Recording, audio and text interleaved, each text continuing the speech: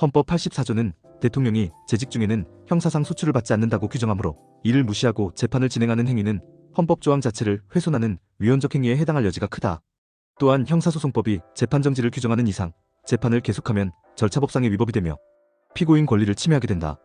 법무부도 국회 검토 의견에서 대통령 재임 전 범한 범죄라도 재판을 정지시키는 것은 자격요건 규정을 무력화하고 대통령직을 범죄 도피처로 만들 우려가 있다며 이러한 입법에 반대 의견을 제시한 바 있다.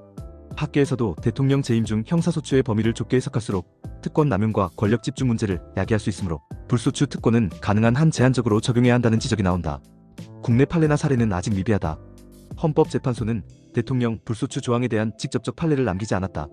대법원은 앞서 선거법 사건에서 재판부 판단에 맡긴다고만 했을 뿐 이와 관련한 확정적 법리를 제시하지 않았다. 다만 2025년 6월 서울고법이 이 대표의 선거법 위반 파기환송심에서 헌법 84조를 근거로 재판을 무기한 연기한 것은 첫 번째 실제 적용 사례로 볼 수 있다.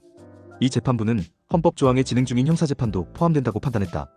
한편 과거 선례로는 2017년 대선 때 홍준표 후보가 공직선거법 위반 혐의로 재판을 앞두고 출마했으나 낙선 이후에야 재판이 이뤄진 점이 비슷한 맥락으로 언급된다.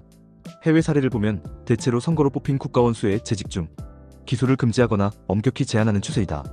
대표적으로 프랑스 헌법은 대통령 재임 중 모든 민형사소추와 증언 요구를 명시적으로 금지 제67조 하여 퇴임 후에야 재판이 재개되도록 규정하고 있다.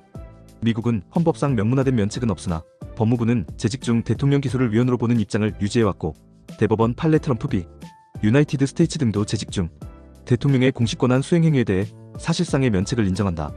브라질 헌법은 대통령 재임 중에는 연방대법원 유죄 판결 전까지 체포 등을 금지하여 사실상 보호하고 이탈리아는 공무상 행위에 대한 면책을 두고 있다.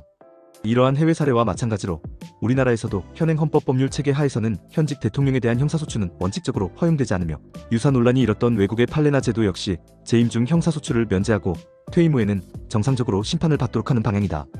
결론적으로 현행 헌법 제84조 및 형사소송법에 따르면 대통령의 임기 중에는 기소 이후 진행 중이던 형사재판도 재개할 수 없다고 보는 것이 통설 실무에 가까우며 입법 차원에서도 이를 명문화하여 재판 절차를 중지하도록 하고 있다. 따라서 임기 중 재판을 강행한다면 헌법 조항과 법률을 위반할 소지가 크고 위헌적 행위가 될 수 있다. 향후 학계와 입법부에서 대통령 불소추 특권의 범위를 어떻게 조정할지에 대한 논의가 계속될 전망이며 그 과정에서 헌법과 국제적 관행에 부합하는 방향으로 해석과 제도가 정비될 필요가 있다. 당신의 생각을 댓글로 남겨주세요.